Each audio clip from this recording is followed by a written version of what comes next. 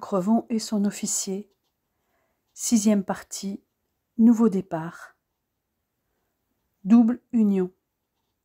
Friedrich, 15 août 1945.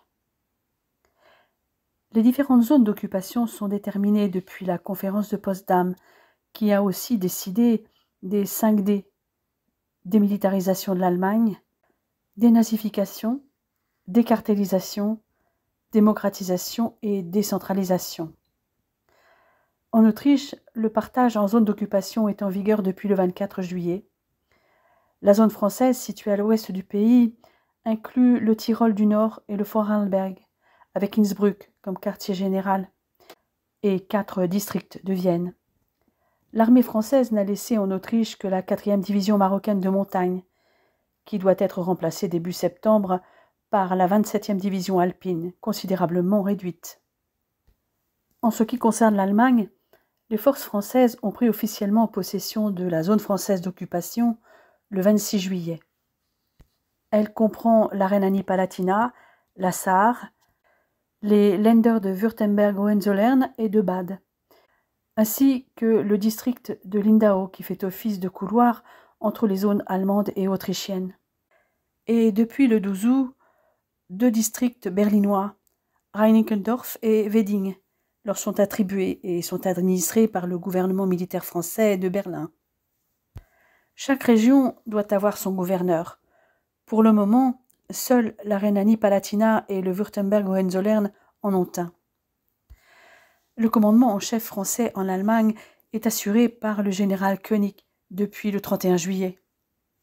Il s'est déjà occupé des affaires allemandes de 1923 à 1929 et il est chargé d'assumer l'autorité sur l'ensemble des services français de gouvernement, d'administration militaire et de contrôle en Allemagne. Une multitude de services et sous-services ont vu le jour, tous installés à Baden-Baden. Ce qui signifie, comme je l'avais pressenti, beaucoup de Français à la recherche de logement. Je me félicite d'avoir pris l'appartement que nous habitons avec Emma avant que tout ce flot arrive. L'armée française a créé les troupes d'occupation en Allemagne, dont le quartier général est établi à l'hôtel Brenner, 4 et 6 Schillerstrasse, où j'exerce mes fonctions. Le général König a comme subordonné Émile Lafont pour le gouvernement militaire, le général de Montsabert pour le commandement supérieur des troupes d'occupation et le général Noiret pour le groupe français du Conseil de contrôle interallié à Berlin. Le travail de König va être compliqué. Les infrastructures fonctionnent mal et quelquefois pas du tout.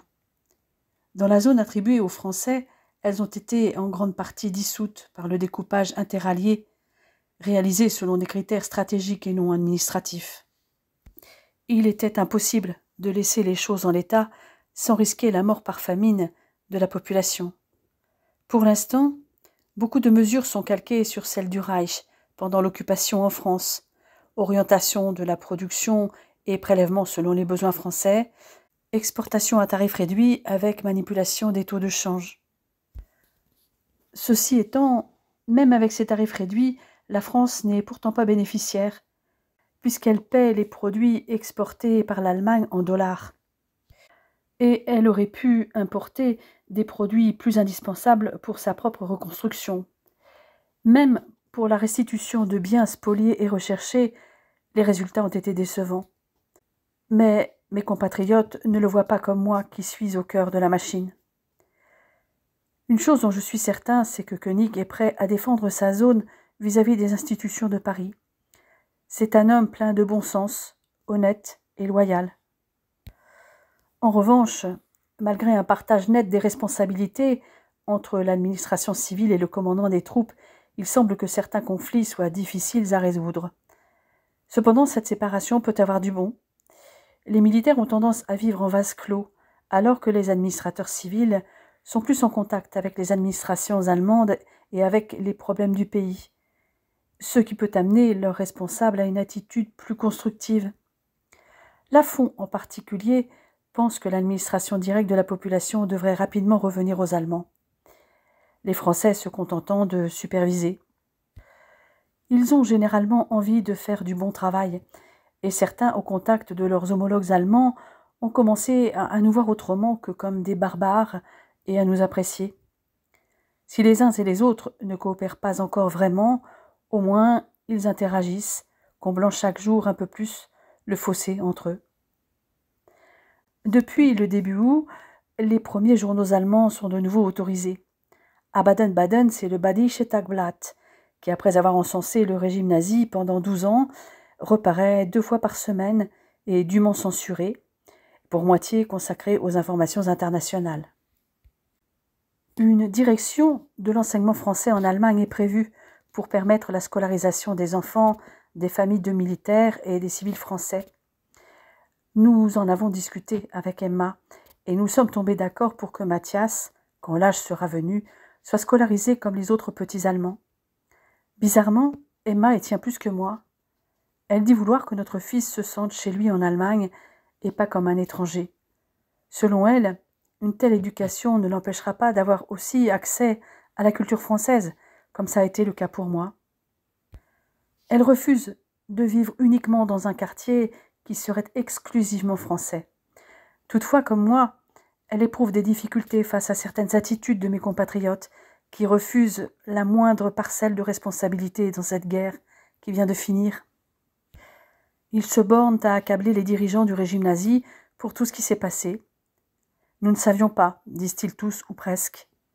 Pour leur défense, leur vie est loin d'être facile au milieu de ces Français qui sont plus nombreux qu'eux, puisque les administrateurs, les fonctionnaires, techniciens et autres débarquent avec leurs familles qui comptent généralement épouses et enfants, mais souvent aussi les grands-parents. Ils voient bien que les responsables centraux, régionaux et même locaux de la force d'occupation profitent largement de leur statut d'occupant. Face à ces responsables si peu vertueux, les troupes sont bien plus disciplinées. Finalement, mon Emma se sent plus en phase avec la population au milieu de laquelle nous vivons qu'avec ses compatriotes. Moi qui craignais qu'elle ait des difficultés à s'adapter, je suis soulagée de la voir aussi à l'aise. Emma est une exception parmi les Françaises débarquées avec leur époux et qui souvent se montrent arrogantes, exigeantes. Elle se comporte avec tous comme elle l'a toujours fait, souriante et empathique, ne cherchant pas à dominer parce qu'elle est française.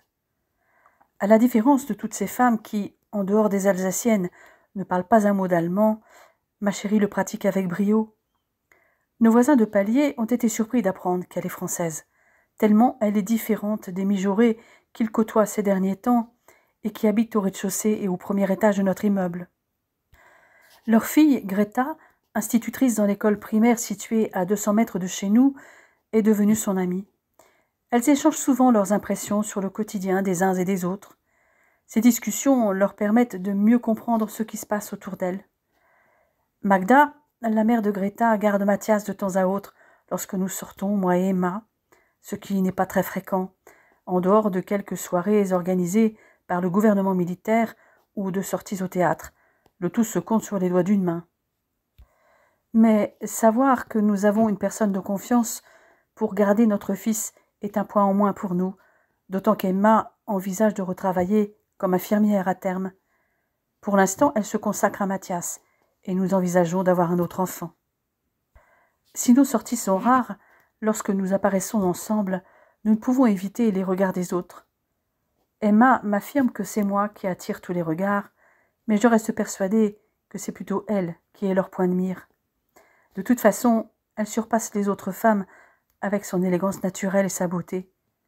Elle n'a pas besoin de tenues et de bijoux ostentatoires ou de fourrures comme toutes ces femmes qui cherchent à en mettre plein la vue au prétexte que leurs maris, employés dans l'administration française, portent des galons d'officiers assimilés qui n'osent absolument pas gagner sur un champ de bataille.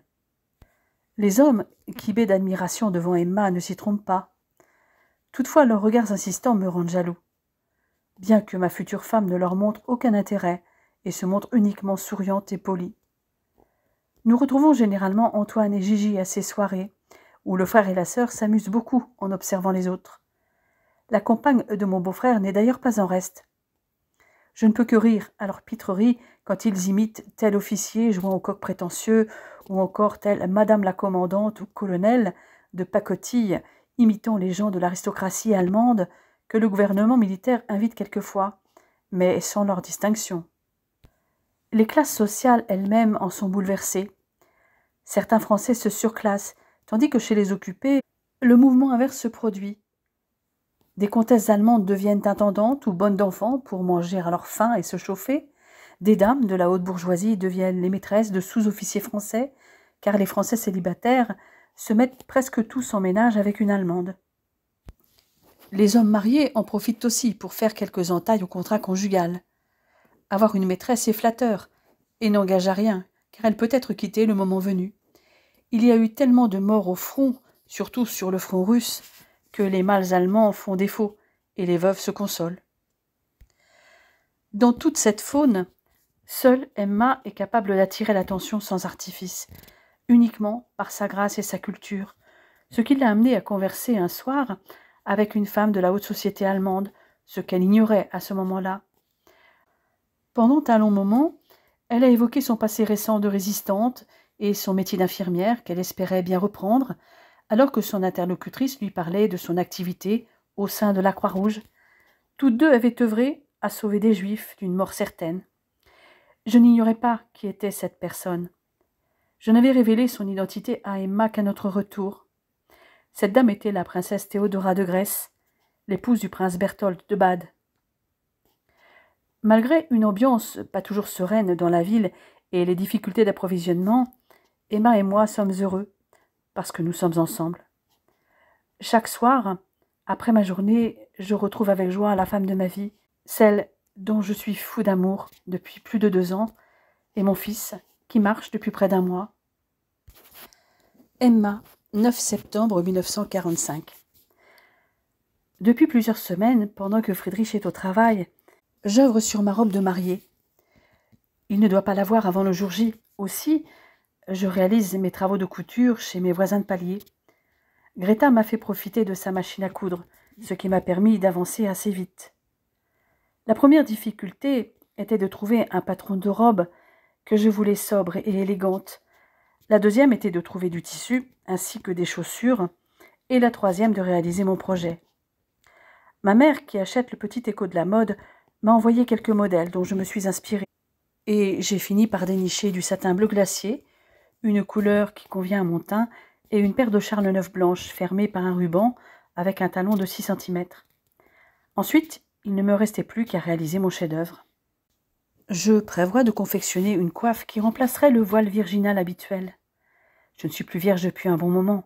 C'est donc pour cette raison que j'ai choisi le bleu comme couleur, que j'ai banni la couronne de fleurs d'oranger et le voile.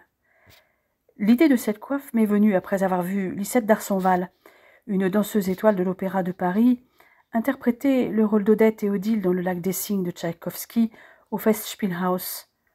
J'ai dessiné une esquisse d'un bandeau de plumes que j'agrémenterai peut-être d'un bijou. Je dois encore y réfléchir. En prévision du mariage, lorsque nous étions en Normandie, ma mère m'avait remis son collier de 2 rangs de perles avec un fermoir en forme de tête de fleur, serti d'un saphir cabochon, entouré de minuscules diamants. Ce collier va parfaitement avec les pendants d'oreilles qu'elle m'avait remis lorsque j'avais eu mon baccalauréat. Je possède aussi une broche avec un saphir ovale, entouré de perles et de petits diamants, qu'elle m'avait offert lorsque j'avais obtenu mon diplôme d'infirmière. Cette broche va peut-être me servir pour mon bandeau de plumes. Maman m'a aussi refilé son étole de fourrure blanche, arguant qu'au mois d'octobre, il pouvait faire froid. Ceci dit, elle n'avait pas tort, car depuis le début du mois, il fait un froid de canard en Allemagne comme en France. Quant aux bas, j'ai mis de côté depuis longtemps une paire de bas de soie que Friedrich m'avait offert en 1944, avant que j'aille à la Morlaix. Comme chaque jour, depuis quelque temps, je passe l'après-midi chez les parents de Greta, et nous papotons tout en faisant de la couture. Greta, qui, comme ses parents, est invitée au mariage, reprend une ancienne robe de bal de sa mère pour la mettre au goût du jour. Mathias fait la sieste. « Tu sais que la mijaurée du rez-de-chaussée m'a encore regardé de haut, dit Greta, brisant le silence qui règne depuis quelques minutes, tant nous sommes concentrés sur notre ouvrage. Ne prête pas attention à elle, elle n'en vaut pas la peine. Le grade de son mari, si on peut appeler ça un grade, lui est monté au cerveau. En France, on appelle ça péter plus haut que son cul. Avoir le melon. ou encore avoir les chevilles qui enflent. Mon ami pouffe de rire quand je lui traduis littéralement les expressions. Le pire, c'est qu'elles sont nombreuses à être comme ça, finit-elle par articuler entre deux crises de rire. Je sais, avouai-je, surtout les femmes mariées. Certaines se comportent en parvenues, d'autres en putains. Mais crois-moi, chez nous, ce genre de femmes représente une minorité. En attendant, elles profitent de tout. Elles savent très bien que nous, les Allemands, sommes ruinés et que nous sommes prêts à vendre ou échanger le peu qui nous reste pour nous nourrir, nous vêtir ou nous chauffer. Ces femmes adorent que nous soyons à leur service et se complaisent à nous humilier. Heureusement, j'ai encore la chance d'avoir un travail, même s'il ne paie pas beaucoup. Au moins maintenant, je suis sûre que les écoles vont rouvrir en octobre.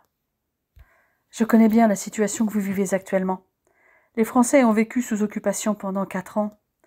Nous avons connu les réquisitions, la faim et le froid, comme vous à l'heure actuelle. Ne crois pas que je dis cela pour justifier la conduite de ces femmes. C'est juste pour te faire comprendre que nous sommes dans le même bateau. Les Français, à l'heure actuelle, connaissent toujours les mêmes rationnements en nourriture, en vêtements, chaussures, charbon, et j'en passe. La guerre entraîne toujours de la misère pour ceux qui la perdent. Il faut laisser le temps faire son œuvre. Je sais que la France n'est pas en meilleur état que l'Allemagne à l'heure actuelle, Emma. Aussi, lorsque nous avons su que nous serions occupés par les Français, nous avions peur. Il n'y avait que les Russes qui pouvaient être pires. Mon ami me regarde droit dans les yeux, mais je n'y vois aucune animosité, juste une espèce de fatalisme. Je ne nie pas qu'il peut y avoir un certain esprit de revanche de la part de certains Français, avouai-je tristement. Mais vois-tu, la France a été occupée, toutes ses ressources ont été pillées. Elle est l'un des pays qui a le plus contribué à l'effort de guerre du Reich. Et comme si ça ne suffisait pas, les Alliés en ont rajouté une couche en nous bombardant copieusement pour préparer le débarquement ou simplement venir à bout de la Wehrmacht. Friedrich pourrait te parler des bombardements de Rouen et pire encore ceux de Saint-Lô, détruits à 90%, de Caen et du Havre, détruits à 80%, et beaucoup d'autres villes, tuant des milliers de civils et faisant des centaines de milliers de sinistrés. Je suis consciente que tout cela vous l'ignoriez, puisque la propagande nazie ne montrait pas objectivement ce qui se passait, comme ils ont caché ce qu'ils faisaient de leurs opposants politiques, des handicapés et des malades mentaux, et je ne parle pas des juifs. Greta baisse la tête face à mes arguments. Elle sait toutefois que je n'ai aucune intention de l'humilier. Avant de rencontrer Friedrich, je dois dire que je détestais les Allemands, comme la plupart de mes compatriotes. L'armée allemande avait envahi notre pays, lui imposait sa loi, celle des vainqueurs. Certains Français adhéraient aux idées d'Hitler, d'autres faisaient ami-ami par pur intérêt. Moi et mon frère, nous faisions partie de ceux qui voulaient résister. Donc Antoine a rejoint De Gaulle et moi la résistance intérieure. Mais je refusais les actes qui pouvaient tuer. Mon rôle était d'aider ceux que les nazis pourchassaient, de transporter des demandes de faux papiers et de transmettre ces documents. Si je te parle de tout ça aujourd'hui, c'est que j'ai confiance en toi, Greta. Je poursuis mon histoire qui est aussi celle de Friedrich, et comment, par amour, il m'a caché dans un Lebensborn, ignorant alors les véritables objectifs de ces établissements. Comme mes beaux-parents, Greta et sa mère, Magda, découvrent l'existence de ces maisons destinées à promouvoir la pureté de la race et à former l'élite du Reich de Milan, sous la houlette de Heinrich Himmler. Nous avons presque chaque jour des conversations à cœur ouvert sur ce sujet épineux que sont les relations entre nos deux pays. Toutefois, lorsque j'évoque la France, je préfère leur parler du pays que je connais de l'intérieur, de ma vie là-bas, et de ces Français que j'ai côtoyés depuis mon plus jeune âge, à la campagne et à Rouen, plutôt que certains spécimens de la faune qu'elles rencontrent ici à Baden-Baden. Mais jamais je ne suis allée aussi loin qu'aujourd'hui dans mes confidences. Lorsque Mathias se réveille de sa sieste, je quitte mes nouvelles amies et j'emmène mon fils se promener au parc tout proche après son goûter. Comme je ne reprendrai pas le travail tout de suite, je suis devenue une mère au foyer qui consacre son temps à sa maison et sa famille. Finalement, je suis très proche en ce moment de la représentation des valeurs traditionnelles dévolues aux femmes qui prévalaient pendant l'Empire allemand et repris par le Troisième Reich. Kinder, Küche, Kirche. À part que je ne fréquente pas vraiment l'église et que je n'ai pour l'instant qu'un enfant. Je fabrique le maximum de choses de mes mains. Friedrich m'a connue infirmière, lui préparant des repas avec 3 fois rien. Il découvre maintenant mes capacités à fabriquer des vêtements pour notre fils, avec quelques pelotes de laine ou du tissu de récupération. Mathias grandit si vite. Hormis les chaussures que j'achète, tout le reste est fait main. Et si je travaille sur ma tenue de mariée hors de la présence de mon cher et tendre, il me voit fréquemment penché sur un futur vêtement pour Mathias, lorsqu'il rentre le soir. Toutefois, dès que Friedrich est là, après le repas et le coucher de Mathias, je me consacre à mon homme. Hier soir, il m'a trouvé en train de mettre la dernière main à un petit gilet que je tricotais depuis 3 jours, après avoir réalisé des chaussettes. Ce soir, je suis en train de bâtir un costume pour mon petit garçon. J'abandonne mon ouvrage pour me jeter dans les bras de Friedrich. « Encore en train de travailler pour le petit prince ?» me susurre-t-il à l'oreille. « Oh oui, mon amour, mais toi tu es mon roi. » Un roi qui a conquis mon cœur et sans lequel je n'imaginerais plus vivre. Comme chaque soir, je me laisse aller dans ses bras, dont je dois me détacher pour m'occuper du repas déjà prêt et que je n'ai qu'à réchauffer. Friedrich fait manger Mathias sous mon regard attendri. Je ne me lasse pas de les admirer tous les deux. Puis c'est le moment de l'histoire du soir et de la berceuse, avant que je me retrouve seule avec celui que j'aime le plus au monde, pour faire l'amour ou simplement discuter. Généralement, nous faisons les deux, mais pas simultanément, bien entendu. Blotti contre sa poitrine, la peau encore brûlante de nos ébats, j'écoute le cœur de mon Friedrich, tout en effleurant sa cicatrice du bout des doigts. J'ai encore envie de lui. Il a encore envie de moi. Si nous nous écoutions, nous serions capables de passer des journées entières à nous aimer, infatigables. Friedrich bascule sur le dos en m'attirant vers lui. Je me retourne face à lui, à califourchon, sur son ventre musclé. Je t'aime. Je voudrais rester en toi tout le temps. Son souffle est court et ses mots sont sortis comme hachés. Je t'aime, Friedrich von Richter, à en crever. Il m'attire contre sa bouche et je me laisse aller aux délices de ce baiser, d'abord tendre, puis de plus en plus intense. Je sens ses bras me serrer contre lui, ses doigts sur mon cou, mes cheveux, mon dos, mes cuisses. Il m'embrasse comme s'il jouait sa vie. Nous nous abandonnons à cet instant de douceur, le cœur affolé, nos langues mêlées, des frissons parcourant nos 2 corps. Mes sens s'enflamment. Je t'aime, répète-t-il entre 2 baisers. Ses hanches ondulent. Il frotte son membre contre mon entrejambe, et moi j'en fais un jeu. Je glisse sur lui, les seins dressés, les mains appuyées sur sa poitrine. Tout est tellement parfait entre nous. Nos 2 corps unis, notre passion. Les yeux de Friedrich brillent de désir. Il empoigne mes hanches, me soulève et me fait glisser sur sa verge, entrant en moi d'un seul coup. « Je te prends pour femme, Emma Condeville » déclame-t-il d'une voix rauque. « Oh oui » m'écriai-je en me soulevant afin de mieux me laisser retomber sur son sexe dur. Nos corps ne mentent pas plus que nos bouches gonflées par nos ardents baisers. Je bouge, attentive à mes sensations et aux siennes. Je roule des hanches, ma langue dans sa bouche, lui griffant le dos quand il applique son pouce sur mon clitoris. Je penche la tête en arrière alors que l'orgasme déferle sur moi et Friedrich ne tarde pas à me suivre. Nous nous embrassons encore ardemment, en sueur et rosis par le plaisir. Je voudrais le garder en moi, encore et encore. Emma, 3 octobre 1945. Les jours passent à une vitesse folle. Dans 2 jours, je serai enfin Frau von Richter. Tous nos invités ont répondu par l'affirmative. Mes parents, les grands-parents de Friedrich et son oncle Hugo, ainsi que son cousin Gabriel, qui est rentré chez lui le 28 août. Hans aussi vient d'être libéré, il y a une dizaine de jours, comme une grande partie des prisonniers autrichiens des Américains. Il va avoir la surprise de revoir Thérèse, qui vient, avec Suzanne. Je ne sais pas trop où en est l'histoire de Thérèse et Hans. En revanche, comme prévu, Suzanne a été larguée par son Manfred, qui a fini par lui dire qu'il avait une fiancée qui l'attendait en Allemagne.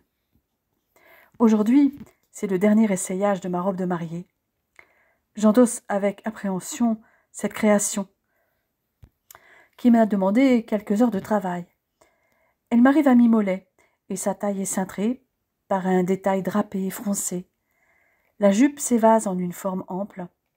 Mathias est en train de faire sa sieste. J'ai donc un peu de temps, et je compte sur l'avis de mes voisines et amies. « Allez, montre-toi » s'écrie Greta. « Ne sois pas timide. » J'entre lentement dans son champ de vision. J'ai peur du verdict, même si je sais qu'elles vont être bienveillantes. Greta et Magda restent bouche bée. « Qu'est-ce qu'il y a ? Il y a quelque chose qui cloche ?»« Rassure-toi, me dit Greta. Tu es splendide. » Il n'y a pas d'autre mot. Le décolleté en V est très flatteur. Les manches trois quarts et la taille cintrée, avec ce drapé et ses fronces, accentuent ta silhouette fine. Tu vas être une très jolie mariée, Emma. Je suis d'accord avec Greta, confirme Magda. Cette robe est simple, mais très élégante, très épurée. Elle est à la fois classique et discrète, et en même temps sophistiquée. Ton Friedrich va être ébloui, ma belle. Il va surtout avoir envie de lui enlever, maman, s'exclame Greta en riant. Et si tu mettais les bijoux et ton bandeau qu'on voit ce que l'ensemble donne? Je réalise un chignon de danseuse rapidement pour pouvoir mettre le bandeau de plumes accessoirisé avec la broche maternelle. J'accroche les pendants à mes oreilles, puis le collier autour de mon cou. J'enfile les chaussures, les gants, et je dépose l'étole en renard blanc de ma mère sur mes épaules pour parachever ma tenue. Waouh, on dirait une princesse de conte de fées. Vraiment, toutes les autres mariées vont pouvoir aller se rhabiller, y compris ta belle-sœur. J'en mettrai ma main à couper. Ça reste à voir, réponds-je avec un sourire. C'est tout vu, insiste-t-elle. Si tu veux. De toute façon, vous pourrez le constater vous-même puisque vous êtes invité. Mais dis-moi, Emma, qu'est-ce qui t'a donné l'idée du bandeau de plumes, s'enquiert Magda? Tout simplement le lac des cygnes, le ballet de Tchaïkovski, que j'ai eu la chance de voir il y a quelque temps. Et pour les plumes, tu t'es débrouillée comment? J'ai plumé l'arrière-train de tous les cygnes de Baden-Baden, répliquai-je très sérieusement. Les deux femmes me regardent avec des yeux ronds, se demandant si je suis sérieuse ou non. J'explose de rire devant leur tête. Surtout, n'essayez jamais, un cygne peut être très agressif. Sans rire, ma belle-mère m'a bien aidée pour trouver des plumes. Comme elle tient un hôtel, elle connaît les fermiers à proximité, et elle leur a demandé de garder les plumes de canard et d'oie blancs. Il ne me restait plus qu'à choisir les plus belles dans ce qu'elle avait collecté. Eh bien, bravo, c'est du plus bel effet, rétorque Greta. J'ai juste ajouté au dernier moment une petite voilette, car il paraît qu'en Allemagne, il est de tradition de découper des petits morceaux de son voile pour les offrir à ses amis encore célibataires. Exact, et j'en fais partie. Vous serez en principe 3 célibataires. Je pense que ma voilette suffira. Nous ferons avec, ma belle. Une chose est certaine, l'étole de ma mère ne sera pas de trop. Il fait un froid hivernal depuis le début du mois, et je pense qu'à Feldberg, en altitude, ce ne sera pas mieux. Mathias nous interrompt en m'appelant. Mon petit ange est réveillé. Je me change à toute vitesse et je range mes vêtements soigneusement dans une petite valise dont ils ne sortiront que le jour du mariage. J'en fais de même pour les vêtements de Friedrich et de Mathias. Friedrich, 5 octobre 1945. C'est le branle-bas de combat dans Baden-Baden.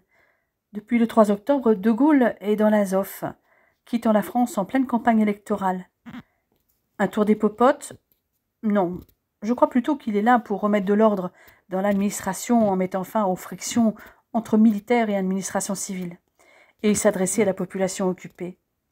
Il a commencé par Saarbrück, Trier et Koblenz le 3, Mainz, Neustadt et Freiburg le 4, et enfin Baden-Baden, où il arrive ce matin du 5 octobre, justement la veille de notre mariage. Son parcours légendaire fait de Gaulle la seule personnalité française inspirant du respect de ce côté-ci du Rhin. En attendant, les autorités d'occupation se sont bien affolées il y a 3 jours, quand la visite a été annoncée, car il n'y avait aucun drapeau français dans Baden-Baden, qu'il soit petit, moyen ou grand. Or, le gouverneur de la ville, le colonel Moutenay, a reçu l'ordre d'organiser une réception au Kurhaus et de veiller à la décoration de la ville, ce dont il a chargé la mairie et son personnel. Mais comment décorer la grande salle du Kurhaus sans drapeau? Nous, les Allemands, n'en avons pas. Mais le comble, c'est que les Français n'en aient pas. Pas de tapis rouge non plus à dérouler sous les pas du grand homme. Il a fallu bricoler des drapeaux avec des draps et des serviettes, teints aux couleurs adéquates pendant la nuit, et un tapis rouge a été découvert dans un hôtel réquisitionné qui l'a prêté aux services municipaux. En revanche, impossible de pavoiser les rues. Les Français ont fini par découvrir, par hasard, un drapeau tricolore avec une croix de Lorraine qui a été installé au sommet du donjon, et 3 autres drapeaux confectionnés à la hâte ont été plantés sur le clocher de l'église. Lorsque de Gaulle arrive à midi, il se rend directement au Kurhaus, où sont rassemblées les autorités civiles et militaires, devant lesquelles Lafont est fait compagnon de la Libération. Quant au discours, je ne suis pas certain que mes compatriotes en ville en aient bien compris toute la teneur. De Gaulle tient pourtant un discours de franchise. Que faisons-nous ici au lendemain de notre victoire? Notre action a pour but d'installer la France ici. Nous obéissons à une sorte de vocation historique de notre pays qui fut rompue dans le passé à plusieurs reprises, et que nous venons pour la dernière fois, et selon l'occurrence la meilleure, de réaliser enfin. Pédagogue, le chef du gouvernement provisoire de la République française détaille. Établir la France ici, cela veut dire d'abord donner à la France la disposition des territoires qui, de par leur nature, font corps avec elle. J'entends par là ceux de la rive gauche du Rhin, le Palatinat, la Hesse, la Prusse-Rhénanie et la Sarre.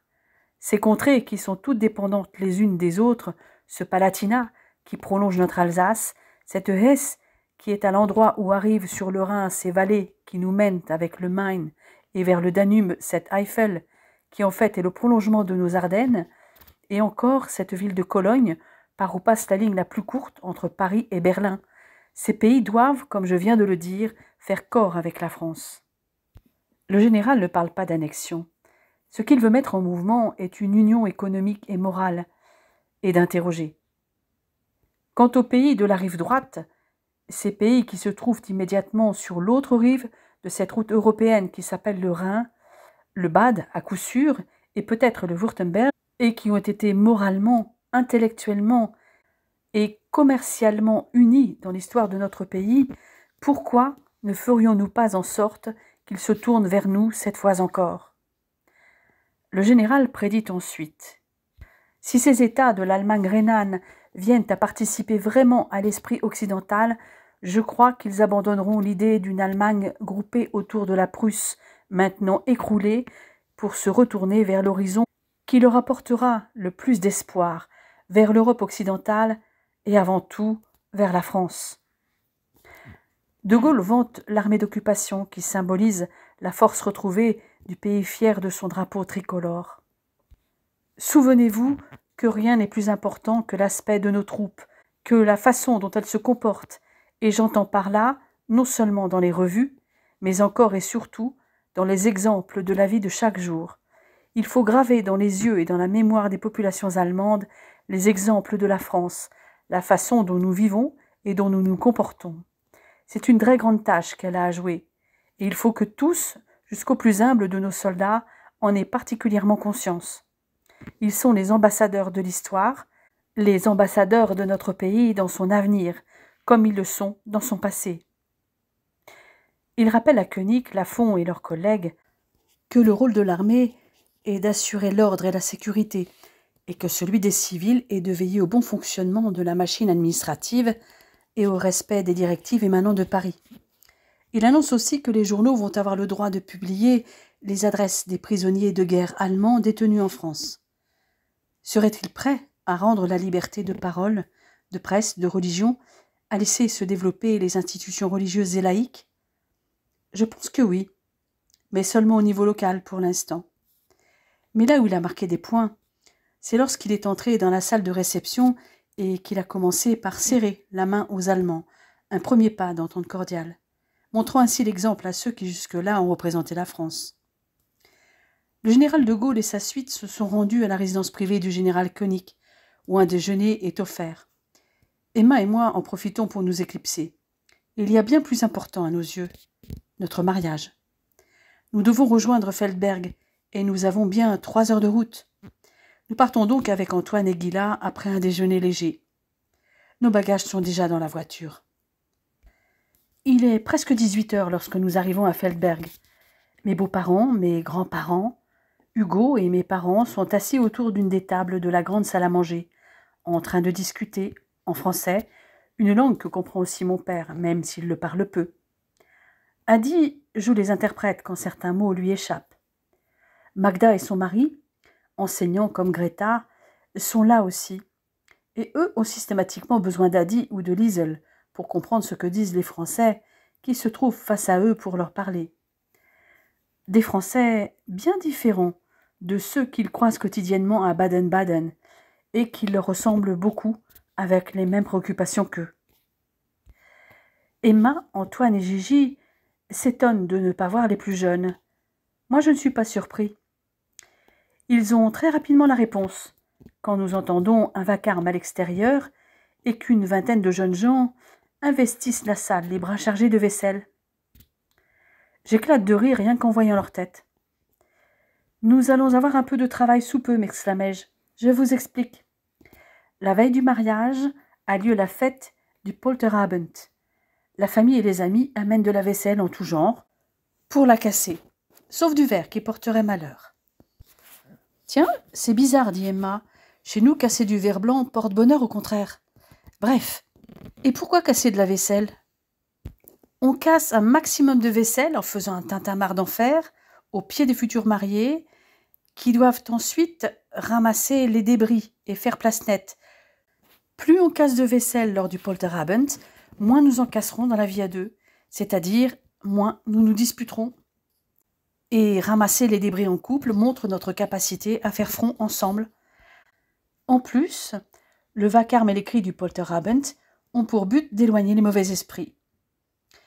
Les quelques officiers français d'un régiment de transmission stationné à Feldberg, qui logent à l'hôtel réquisitionné en grande partie, ont écouté comme eux mes explications de cette invasion de jeunes gens, parmi lesquels figurent aussi 2 sous-officiers et une afate de l'armée française, amis d'Antoine et Guilla.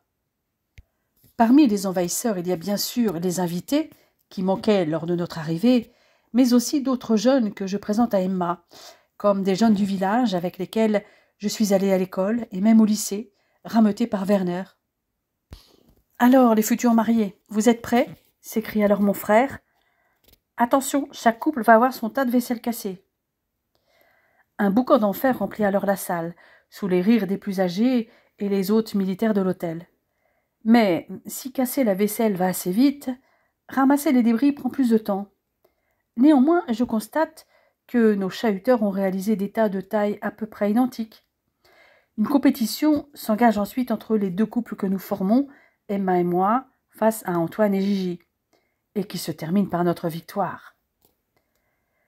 Nous formons une bonne équipe, Nixie chérie, constatai-je, donnant à ma future femme le surnom que j'ai inventé pour elle. Nixie, version anglophone de la Nyx ou nymphe des rivières. Freddy et Nixie, une équipe pour la vie, rétorque-t-elle en me plantant un baiser sur la bouche. Finalement, tout le monde se retrouve devant un buffet pour se restaurer et boire à notre santé. Heureusement, pendant que nous faisions le ménage, Adi a fait manger Mathias, qui ne semble pas être prêt à dormir. Parmi toutes ces têtes, il a reconnu Greta, qu'il voit tous les jours, mais aussi son oncle, Werner, et son parrain, Reinhard. Tous s'émerveillent devant notre petit trésor. Emma est heureuse de retrouver ses amis, Thérèse et Suzanne, ainsi que Hans. Elle fait aussi la connaissance de Gabriel, qui reste bouche bée devant elle, et à qui Werner donne une bourrade pour le faire revenir à lui. À toi aussi, elle te fait de l'effet ? Je comprends. Elle est la première que j'ai vue en sortant du coma, et j'ai cru que c'était un ange. Friedrich m'a fait redescendre sur terre en 4e vitesse, en me disant qui elle était. Mon cœur est brisé à jamais, s'exclame-t-il en reniflant. Je compatis, lui souffle Reinhard. Si tu l'avais vue, comme je l'ai vue la première fois à Paris, j'ai eu du mal à m'en remettre. Mathias nous offre une diversion, en se mettant à bâiller après être passé de bras en bras, indiquant qu'il est temps que nous allions le mettre au lit et lui raconter son histoire. N'en profitez pas tous les 2, se moque Werner. Pour faire le 2e, vous attendrez un peu. Je hausse les épaules à sa remarque, et Emma me sourit en me faisant un clin d'œil. Quand elle fait ça, c'est qu'elle a une idée derrière la tête. Notre fils ne demande pas son reste et s'endort très rapidement, pendant que sa mère, blottie contre mon torse, lui lit son histoire. Avant que nous redescendions sur le palier, elle m'enlace et pose son front sur le mien. « J'ai un aveu à te faire, mon amour. Tu te souviens de ce soir, en septembre, où tu m'as dit en me pénétrant « Je te prends pour femme, Emma Condeville ?» Comment ne pas m'en souvenir? Tu m'as chevauchée telle une Amazone. D'ailleurs, ça me donne une idée. Elle pose son doigt sur ma bouche et prend ma main pour la poser sur son ventre. Alors je comprends immédiatement. Tu es enceinte? Elle acquiesce d'un signe de tête. De 4 semaines. Si tout va bien, notre bébé devrait arriver début juin. Mais surtout, ça reste un secret entre nous. Les fausses couches ne sont pas rares en début de grossesse. Je préfère attendre pour le révéler à tes parents et aux miens. Je l'étreins et l'embrasse fougueusement en lui promettant de ne rien dire. Ce sera une fille, me chuchote-t-elle. Notre bébé a été conçu en lune montante. Tu m'en diras tant. Nous verrons quand il arrivera. Je t'aime, mein Liebling. Lorsque nous arrivons dans la salle, nos invités nous attendent de pied ferme pour continuer les échanges avec nous. Si l'exemple de De Gaulle serrant la main aux Allemands est juste une amorce pour des relations franco-allemandes plus cordiales, ici c'est déjà le cas. Il n'est question que d'anecdotes de mon enfance, en particulier de la part de ceux avec lesquels j'ai fréquenté l'école, le lycée, arpenté les sentiers ou skié dans ma forêt noire, ce dont Emma se régale. Un couple s'est déjà reformé, ce qui répond à la question qu'Emma se posait il y a quelque temps. Hans et Thérèse ne se lâchent plus d'une semelle. Ma fiancée est heureuse de retrouver ses amies infirmières. Elle s'isole même un moment avec elles. Emma m'en donne la raison lorsque nous nous retrouvons tous les deux. Elles ont vécu des moments difficiles, toutes les deux, pour avoir eu des relations avec des Allemands. Si pour Suzanne, c'était à la vue et au su de tous, Thérèse avait toujours été très discrète, mais quelqu'un l'a manifestement dénoncée. Elles ont été tondues, toutes les deux, lors de la libération de Rouen. C'est pour cela qu'elles ont les cheveux courts, toutes les deux. Oui. Leurs cheveux ont repoussé, et les coiffures à la mode aident beaucoup. Ceci dit, Suzanne a beaucoup aidé Thérèse en lui offrant une perruque le temps que ses cheveux atteignent une longueur suffisante. Toutes les deux ont réussi, mieux que d'autres, à masquer les stigmates de leur humiliation publique pour avoir aimé un Allemand. Car toutes les deux étaient amoureuses, elles n'ont jamais trahi qui que ce soit. J'imagine que Suzanne a été déçue quand Fischer l'a abandonnée. Elle n'a rien à regretter. Ce type n'a fait que s'amuser avec elle. Tu étais au courant? Il me l'a dit le jour où j'ai remis ton message codé à Gigi. Il avait une fiancée en Allemagne et n'envisageait pas se marier avec une non-arienne. Et les parents de Suzanne, ils ont été inquiétés, car ils penchaient plutôt du côté de Vichy, si je ne m'abuse. En fait, ils n'ont pas été victimes de l'épuration comme d'autres. Suzanne lui avait expliqué que les usines et les ouvriers de la sidérurgie avaient beaucoup souffert de l'occupation. Les patrons avaient aussi subi la période, mais avaient été considérés comme boucs émissaires. Mais dans le cas des marins, cet ostracisme avait été limité dans le temps. Le père de Suzanne avait des arguments.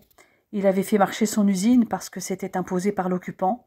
Ses salariés avaient besoin de garder un emploi pour vivre, et pour certains, cela les avait préservés du STO. Friedrich, 6 octobre 1945. Notre nuit a été courte, et qui plus est, nous nous sommes conformés à la tradition, aussi bien française qu'allemande, de dormir séparément. Une véritable punition. Nous nous rattraperons ce soir pour notre nuit de noces. Quand je pense qu'Antoine et Gila se sont rejoints en cachette, j'aurais dû en faire autant, mais nous étions sous surveillance, bien plus qu'eux. Je ne revois Emma que pour le petit déjeuner en famille, et nous profitons que Mathias a plein de femmes pour s'occuper de lui, pour nous évader et nous enfermer dans notre chambre habituelle lorsque nous venons à Feldberg. Emma se laisse entraîner dans l'escalier et les couloirs. Nous nous arrêtons tous les 2 pas. pour nous embrasser. Je pousse la porte de notre chambre avant de la refermer et de faire passer la robe d'Emma par-dessus sa tête. Ses mains, sa bouche, ses sens ne sont consacrés qu'à une chose, me débarrasser de mes vêtements. Elle fait glisser mes bretelles, retire la chemise de mon pantalon et entreprend de la déboutonner, sans regarder, puisque sa bouche est occupée avec la mienne. Et il n'est pas question que nous ne détachions l'un de l'autre. Lorsqu'elle vient à bout du dernier bouton, elle glisse une main sur mon torse et s'arrache à mes baisers pour me contempler. Que tu es beau, mon amour. Arrête de m'encenser, Schatz. Je vais finir par le croire et avoir la grosse tête. Elle s'agenouille devant moi, et avant que je termine ma phrase, elle libère mon membre de mon pantalon et l'entoure de ses lèvres. J'en suis abasourdie. Le dos contre la porte, les doigts dans ses cheveux soyeux, j'accompagne le mouvement de sa bouche sur mon sexe prêt à exploser. La succion m'emmène au paradis. Sa bouche est tiède, sa langue contre mon gland m'arrache des grognements de plaisir alors que je sens l'orgasme monter. Jamais je n'aurais imaginé Emma me prendre ainsi, avec sa bouche. Lorsque nous étions séparés, je fantasmais sur elle, je me caressais. J'imaginais que je la pénétrais, mais jamais comme ça, debout. L'amour de ma vie agenouillé à mes pieds. C'est meilleur que dans mes rêves les plus fous. Je sens la vague brûlante monter du fond de moi, pulser dans ma verge. Au moment où je veux me retirer, Emma me retient, et je jouis par à-coups au fond de sa gorge. Je reste exaltée un instant, les yeux clos, la bouche frémissante, encore secouée par le plaisir, pendant qu'Emma se relève en s'essuyant la bouche. « Je t'aime », dis-je alors qu'elle s'apprête à m'embrasser encore. « Je t'aime », répond-elle en refermant ses bras autour de mon cou.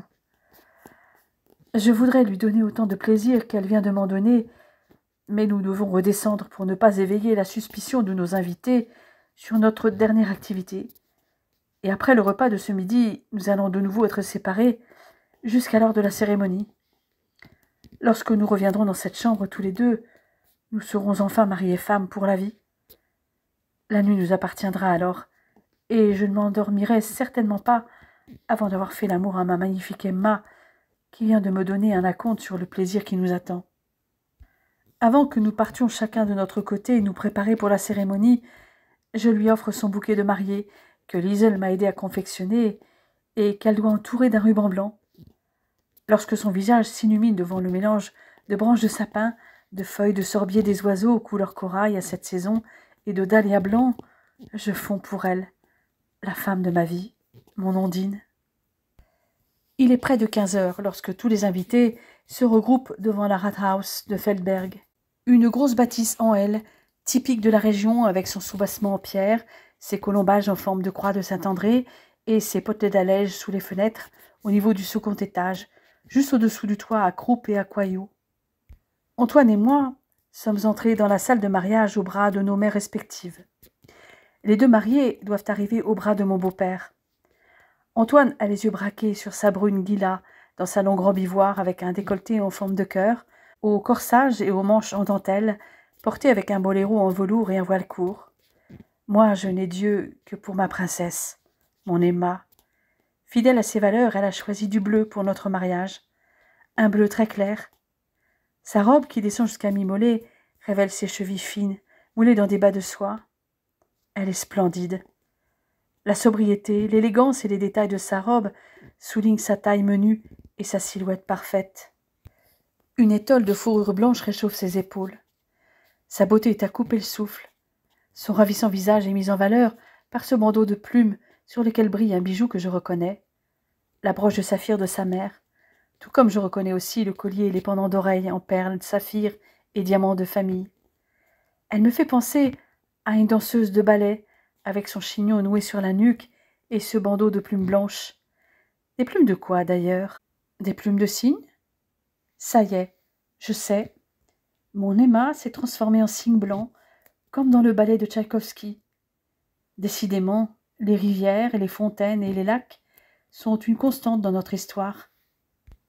Le Crevon, la Seine, les fontaines de vie, puisque c'est ce que signifient les Bonnesborn, les lacs de ma forêt noire et maintenant le lac des cygnes.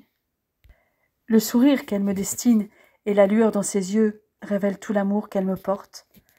Mon regard doit être tout aussi éloquent, car mon frère et Reinhard, qui porte Mathias, revêtu du costume cousu par Emma dans ses bras, échangent un sourire complice et un clin d'œil. La cérémonie passe comme dans un rêve. La salle est pleine, à croire que tous les habitants de Feldberg sont là, ce qui est peu probable, car ils sont plus de 1000, mais il doit y avoir tous ceux qui connaissent ma famille. Un double mariage, qui est un événement, car l'un unit un enfant de la ville, ex-major de la Wehrmacht, avec une Française, et l'autre, le frère de la dite Française, militaire de l'armée d'occupation, avec une compatriote dont le nom sonne allemand. Nous poursuivons avec la cérémonie religieuse, qui ne concerne pas Antoine et Gila, puisque cette dernière est juive. L'église catholique Sankt Wendelin est à même pas 100 mètres de la Rathaus. Le cortège s'y dirige donc à pied. Je me souviens qu'Emma avait été étonnée de me savoir catholique et non protestant comme elle le croyait. Nous n'avions jamais abordé le sujet avant de préparer notre mariage. Lorsque nous entrons tous les deux, l'un à côté de l'autre dans la nef, comme le veut la tradition allemande, symbolisant notre présence constante, près de l'autre dans notre vie, même en cas d'obstacle et de besoin, Emma est surprise de voir le sol jonché de pétales de fleurs. C'est pour attirer les déesses de la fécondité, lui soufflai-je à l'oreille. Ma femme réprima un fou rire. Trop tard. Ma fécondité ne fait aucun doute. Pas plus que ta virilité, Frilly chérie, me susurre-t-elle à l'oreille. Autre chose, Schatz. Est-ce que ma mère a caché une pièce de monnaie dans une de tes chaussures? Oui, elle l'a fait. Il paraît que c'est pour apporter chance et prospérité. Et vois-tu, j'ai hâte de l'enlever. Bientôt, mon amour, promets-je avec un baiser. Si nous devons cumuler les traditions françaises et allemandes, nous ne sommes pas au bout de nos surprises. Elle m'évoque alors cette tradition française de porter quelque chose de vieux pour symboliser cette étape qu'est le mariage, du bleu pour la fidélité, du neuf pour le renouveau, que va être sa vie de femme mariée, et d'emprunter, signe d'amitié. Alors, j'ai quelques bijoux qui viennent de ma mère, donc vieux, ma robe est bleue et neuve, et ma mère m'a prêté son étole de renard. En fait, c'est la même chose en Allemagne, lui annonçai-je. Une autre tradition commune semble être le lancer de riz, auquel nous n'aurons pas droit eu égard aux difficultés de ravitaillement en produits alimentaires. Ce n'est pas le moment de gaspiller, m'exclamai-je. Tu imagines si une dizaine de grains restaient coincés dans tes cheveux? Ce ne serait rien. Crois-tu? Le nombre de grains de riz indique normalement le nombre d'enfants que nous aurions. Nous sommes obligés de nous taire lorsque le prêtre commence la cérémonie.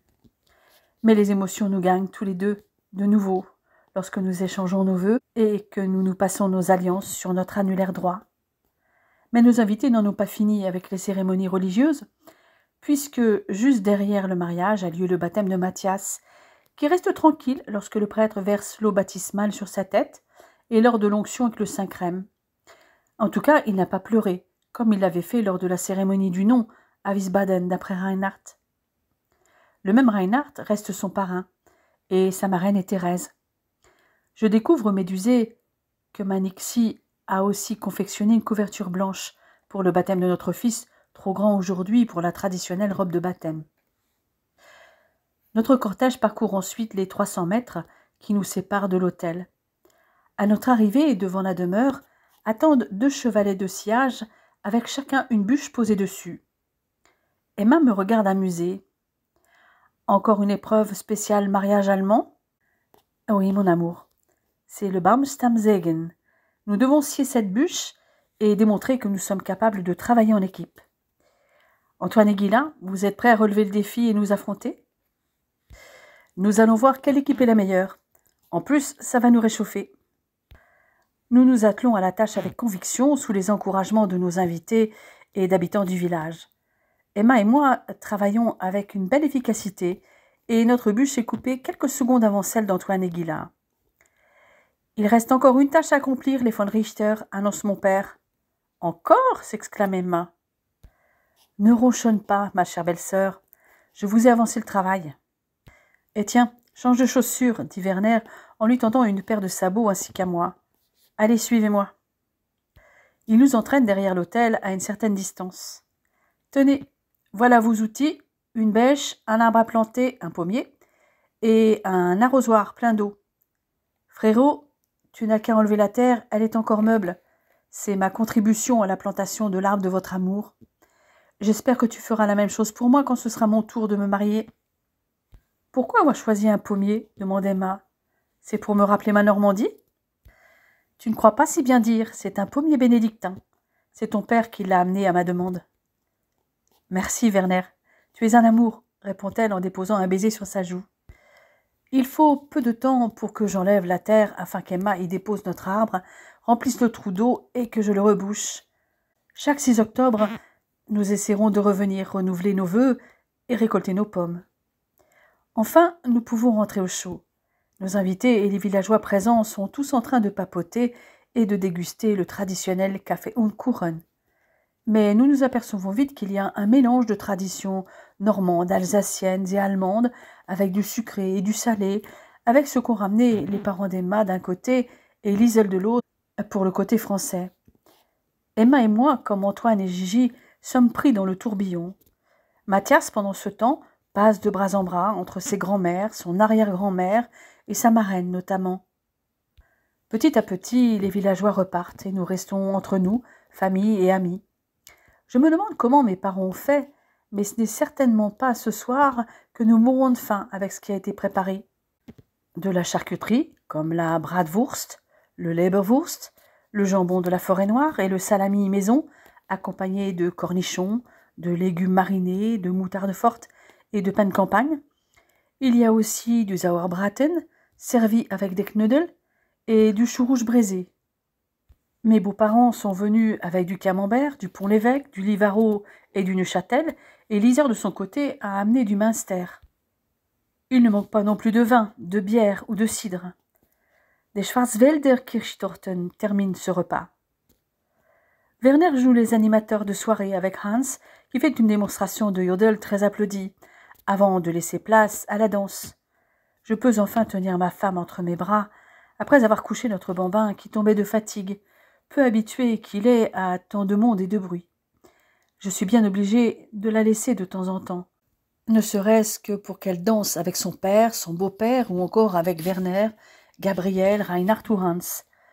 En dehors de Hans qui a retrouvé sa dulcinée, il semblerait que Reinhard ait une affinité particulière avec la plantureuse Suzanne, pendant que Werner papillonne autour de Greta et que Gabriel s'intéresse beaucoup à la Fat, amie de Gila et prénommée Paulette. Il est déjà tard lorsque nous pouvons nous échapper pour notre nuit de noces. Je passe le seuil de notre chambre avec Emma dans mes bras, mais je la repose dès que nous y sommes rentrés. Elle me regarde, surprise, alors que je me mets à regarder partout si mon frère et mes amis du village ne nous ont pas fait quelques blagues. Ce que j'explique à ma belle épouse, mais nous ne trouvons rien. Je pressens que nous allons être réveillés en fanfare dans quelques heures, dis-je fataliste. Heureusement, Mathias dort dans la chambre de mes parents. Alors profitons-en, me rétorque Emma en se serrant contre moi. Je l'embrasse passionnément, et elle se laisse porter alors que je la soulève et que je la fais tournoyer dans la pièce. Elle glisse ses doigts dans mes cheveux et couvre mon visage de baisers. Elle fait glisser les bretelles de mes épaules et pose les 2 mains sur mon torse. Je l'embrasse sans reprendre mon souffle, humant sa chevelure parfumée, sa peau, cherchant ses lèvres. Nos mains, nos bouches communiquent instinctivement. Je fais descendre la fermeture éclair de la robe d'Emma et la fais glisser sur ses épaules et ses bras avant de la laisser descendre jusqu'à ses pieds. Je prends le temps de lui retirer sa combinaison et ses dessous, bas compris, embrassant chaque centimètre de peau que je découvre. Puis nos corps basculent sur le lit et nous faisons l'amour avec passion. Nos 2 souffles vibrent au son des « je t'aime » que nous répétons comme une douce mélopée. Nous faisons l'amour inlassablement avant de nous endormir encore enchevêtrés au petit matin. Peu importe tout le reste, du moment qu'Emma est auprès de moi. Au premier regard, j'ai su qu'elle serait la femme de ma vie, et aujourd'hui, enfin, elle est devenue mon épouse. Je l'aimerai jusqu'à mon dernier souffle, et je sais qu'elle aussi. Elle me le prouve chaque jour. jusqu'à quitter son pays pour vivre dans le mien. Ma naïade du Crevon est devenue Londine du Feldsee,